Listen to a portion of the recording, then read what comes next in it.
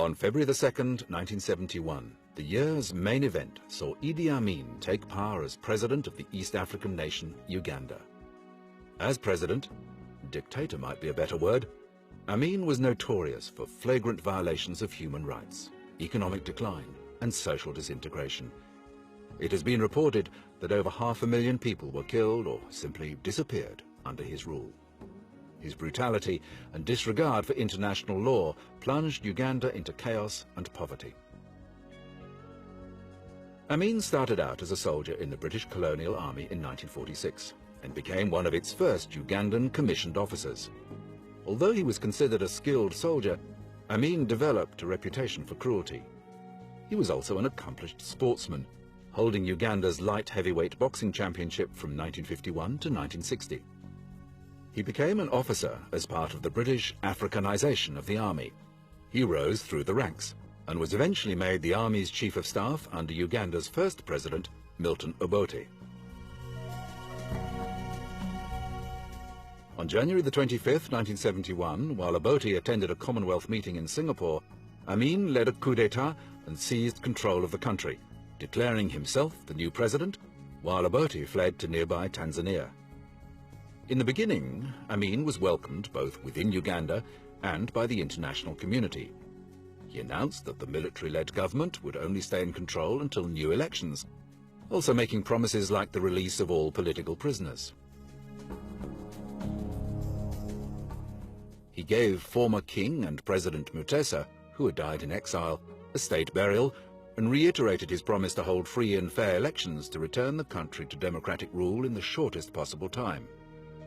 His popularity increased when he disbanded Obote's secret police and assured Ugandans that he would hand power back to the Ugandan people.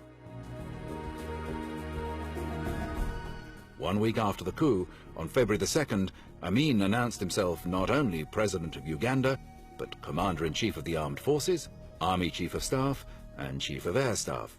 Just weeks after he took power, his brutal side emerged as it became known that he had killer squads hunting down Obote's supporters and killing Americans who were investigating massacres. The squads were responsible for tens of thousands of abductions, tortures, and murders of innocent people.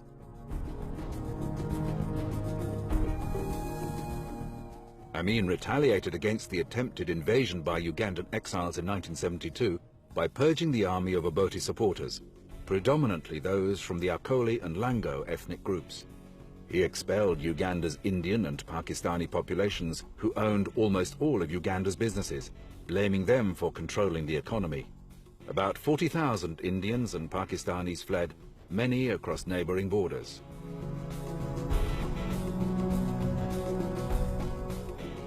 Entire villages were wiped out. Cabinet ministers, journalists, university professors, business executives and religious leaders disappeared by the dozen. However, most victims were ordinary citizens, killed at the whim of Amin's murderous henchmen. Amin was forced from power in 1979 by a combined force of Ugandan exiles and the Tanzanian army, forcing him to flee on April the 11th, 1979. First escaping to Libya, eventually he settled in Saudi Arabia, where he died in 2003. Apparently he succumbed to a mixture of hypertension, kidney failure, and other ailments.